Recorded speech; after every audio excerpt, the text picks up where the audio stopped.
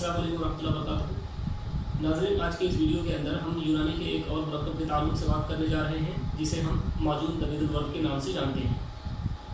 माजून नबीदुल वर्द यूनानी की एक बहुत ही कॉमन यूज़ की जाने वाली दवा है, जो तकरीबन हर एक हकीम की एक पसंदीदा दवा हो सकती है।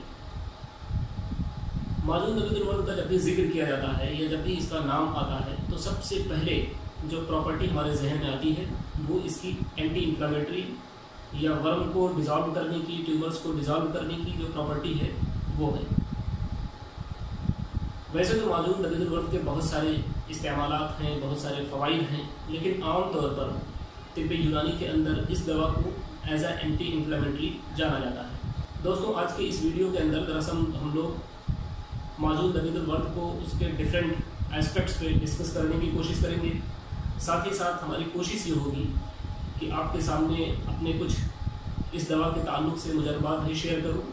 इसलिए आपसे गुजारिश है कि आप इस वीडियो को आखिर तक ज़रूर देखें और साथ ही साथ अपने साथियों को भी ज़्यादा से ज़्यादा शेयर करें, ताकि लोगों तक सही मालूमात पहुँच सके। माजून नबीदुल वर्द ये यूनानी के अंदर हज़ारों साल से इस्तेमाल किया जाने वाला एक मुरक्कब है, जिसको हम क्लासिकल फार्मूलेशन के तौर पर जानते हैं। यानी इसका नुस्खा कराबादीन के अंदर मौजूद है, जिसको बहुत सारी कंपनियां या तकरीबन हिंदुस्तान के अंदर जो भी कंपनियां हैं यूनानी से मुताल्लिक, वो सभी इस दवा को बनाती हैं। अगर इसके अज्जा के ताल्लुक से हम देखें तो आम तौर पर जो कराबादीन है, चाहे वो कराबादीन मजीदी है, बैज़ कबीर है, इस तरीके से नेशनल यूनानी फार्मूलरी है, उसके अंदर अगर देखें तो थोड़ा सा इसके अज्जा में इख्तिलाफ पाया जाता है। बैज़ कबीर के अंदर इसमें तकरीबन 20 इंग्रेडिएंट्स और प्लस शक्कर या शहद का जिक्र मिलता है, जबकि कराबादीन मजीदी के अंदर अगर देखें तो वहाँ पर सिर्फ 17 इंग्रेडिएंट्स और साथ में शक्कर और शहद का जिक्र मिलता है। यानी बैज़ कबीर के मुकाबले में मजीदी के अंदर कुछ नुस्खों को हज़फ कर दिया गया है, जिसमें हब्बे बलसा, करनफल, असारून और इलायची फुल शामिल है। यानी कराबादीन मजीदी के अंदर ये चारों इंग्रेडिएंट्स नहीं पाए जाते हैं। इसके अलावा कराबादीन मजीदी में एक दूसरा इंग्रेडिएंट का इजाफा मिलता है, जिसे हम तज के नाम से जानते हैं। इसके अलावा इसके अगर औज़ान के ऊपर देखें तो आम तौर पर ज़्यादातर कराबादीन के अंदर, इसी तरीके से बैज़ कबीर के अंदर अगर आप देखें तो उसमें गुलाब को छोड़कर बाकी तमाम इंग्रेडिएंट को हम वज़न शामिल किया गया है और गुलाब को तमाम अज्जा के वज़न के बराबर रखा गया है। लेकिन अगर आप कराबादीन मजीदी को देखें तो उसके अंदर ज़ाफ़रान को तमाम अज्जा के हम वज़न न रखते हुए, यानी अगर दूसरी दवाओं को 20 ग्राम शामिल किया गया है तो वहीं पर ज़ाफ़रान को 2.9 ग्राम शामिल किया गया। तो इस तरह ज़ाफ़रान का जो वज़न था उसके अंदर इसमें कमी की गई है। इसके अलावा अगर आप माजून नबीदुल वर्द के मिजाज की बात करें तो अगर आप इसके अज्जा पर गौर करेंगे तो इसके अंदर जो ज़्यादातर इंग्रेडिएंट शामिल किए गए हैं वो मिजाज के एतबार से हार और याबिस है। कुछ ही इंग्रेडिएंट बुरुदत या इसी तरीके से एतदाल की तरफ माइल है। तो इस एतबार से अगर देखा जाए तो इस मुरक्कब का जो मिजाज निकलता है वो दरअसल हरारत और यबूसत की तरफ माइल होता है। यानी ये मुरक्कब हार और याबिस होता है, लेकिन इसके अंदर बहुत ज़्यादा हरारत नहीं पाई जाती है, क्योंकि गुलाब इसके अंदर बहुत ज़्यादा क्वांटिटी के अंदर शामिल किया गया है। इसी तरीके से अगर आप इसके अफ़ाल के ताल्लुक से बात करें तो जैसा कि मैंने पहले कहा कि आम तौर पर इस दवा को एंटी इंफ्लेमेटरी के या एज अ मुहल्लिल इस्तेमाल किया जाता है। इसके अलावा ये दवा ज़ोफ़े मैदा के अंदर भी इस्तेमाल की जाती है, यानी मुक़व्वी मैदा भी है, मुक़व्वी जिगर भी है। इसी तरीके से अमराज़ सर के अंदर ख़ास तौर पर जो सुदाए बालिद होता है, यानी गुरुदों की वजह से जो हेडेक लाइक होता है, उसके अंदर इसको इस्तेमाल किया जाता है। इसी तरीके से बुखारात के उठने की वजह से जो दर्द सर पैदा होता है या जो टिनाइटस की कंडीशन, जो कान में टिनाइटस पैदा होता है, उसके अंदर भी इसको इस्तेमाल किया जाता है। लेकिन माजून नबीदुल वर्द को जो सबसे ज़्यादा इस्तेमाल किया जाता है वो दरअसल अहशा के औराम में इस्तेमाल किया जाता है। यानी चाहे वो मैदे के अंदर यानी स्टमक के अंदर वर्म पैदा हो जाए, या आंतों या इंटेस्टाइन के अंदर वर्म पैदा हो जाए, या इसी तरीके से लीवर के अंदर वर्म पैदा हो जाए, या अपेंडिक्स के अंदर वर्म पैदा हो जाए, या इसी तरीके से यूट्रस के अंदर किसी किस्म का कोई वर्म या ट्यूमर पैदा हो जाए, या इसी तरीके से किडनी के अंदर कोई वर्म या ट्यूमर पैदा हो जाए, या इसी तरीके से मसाने के अंदर कोई वर्म या ट्यूमर पैदा हो जाए, इन तमाम केसेस के अंदर माजून नबीदुल वर्द को इस्तेमाल किया जाता है। स्प्लीन के अंदर अगर वर्म पैदा हो जाए तो वहाँ पर भी इसका इस्तेमाल किया जाता है। इसके अलावा रिया यानी फेफड़े के अंदर अगर किसी तरह का कोई वर्म पैदा हुआ है तो वहाँ पर भी इसका इस्तेमाल किया जाता है। थायराइड के अंदर अगर ग्लैंड उसके इलाज हो जाते हैं तो वहाँ पर भी माजून नबीदुल वर्द का इस्तेमाल किया जाता है। اس کے علاوہ اگر قلب کے اندر کسی بھی قسم کا کوئی ورم یا انفلیمیشن پیدا ہو جاتا ہے تو وہاں پر بھی معجون نبیذ الورد کا استعمال کیا جاتا ہے۔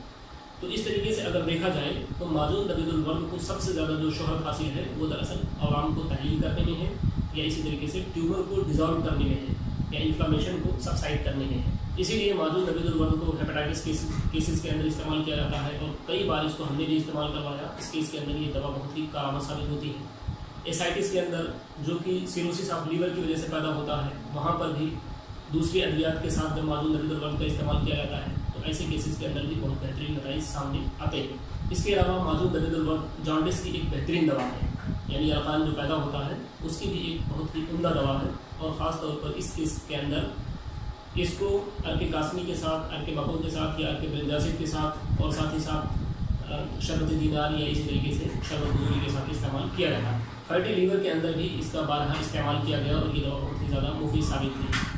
اسی طریقے سے عورتوں کے اندر جو ان کے رحم میں جو ورم پیدا ہو جاتا ہے، جو ٹیومر پیدا ہو جاتا ہے، اس کو ڈیزالو کرنے کے لیے بھی معجون نبیذ الورد کا استعمال بہت ہی عمدہ اور کارآمد ثابت ہوتا ہے۔ پی سی او ڈی کی پرابلم جو آج کل بہت زیادہ کامن ہے، معجون نبیذ الورد اس کی بھی ایک بہترین دوا ہے، اور بارہا اس دوا کو دوسری ادویات کے ساتھ استعمال کروایا گیا، جس سے بھی بہت ہی بہترین نتیجے دیکھنے کو ملے ہیں۔ استسقاء کی تمام اقسام کے اندر، چاہے وہ استسقاء طبلی ہو، استسقاء زکی جس کو ایسائٹس کے نام سے جانا جاتا ہے، یا اسی طریقے سے استسقاء لحمی ہے جس کے پورے بدن کے اندر جس میں سوجن پیدا ہو جاتی ہے، یہ تمام کیسز کے اندر جب معجون نبیذ الورد کو دوسری مضر ادویات کے ساتھ استعمال کیا جاتا ہے تو اس کے بہت ہی عمدہ نتائج سامنے آتے ہیں۔ اسی طریقے سے جو پروسٹیٹ کا انلارجمنٹ ہوتا ہے، یعنی جو غدود بڑھ جاتے ہیں، ایسے کیسز میں بھی معجون نبیذ الورد کا استعمال مفید ثابت ہوتا ہے۔ اس کے علاوہ انیمیا کے لیے معجون نبیذ الورد ایک بہترین دوا ہے، اور خاص طور پر وہ انیمیا جس کو ہم سکل سیل انیمیا سے کیٹیگرائز کرتے ہیں، اس کے لیے معجون نبیذ الورد ایک عمدہ دوا ثابت ہوتی ہے۔ بارہا ایسے امراض کے اندر اس دوا کا تجربہ کیا جا چکا ہے۔ تو اس طریقے سے اوور آل اگر دیکھیں تو یہ دوا ایز اے محلل بہت ہی عمدہ ثابت ہوتی ہے، اور کئی بار ہم نے اپینڈیسائٹس کی کیسز میں بھی اس دوا کا استعمال کیا، اور اس کے بہت ہی عمدہ نتائج سامنے آئے۔ ساتھ ہی ساتھ لیور فیلیور کے اندر، کڈنی فیلیور کے اندر بھی اس دوا کے بہت ہی اچھے اثرات دیکھنے کو ملتے ہیں۔ اوور آل اگر میں کہوں تو یہ دوا میٹابولزم کو کریکٹ کرنے کے لیے، یعنی باڈی کے اندر جو میٹابولزم کا عمل ہوتا ہے، چاہے وہ معدے کے لیول پہ ہو یا لیور کے لیول پہ ہو یا اسی طریقے سے ہمارے عضوی لیول پہ ہو، تو ان تمام میٹابولزم کو کریکٹ کرنے کے لیے معجون نبیذ الورد ایک عمدہ دوا ثابت ہوتی ہے۔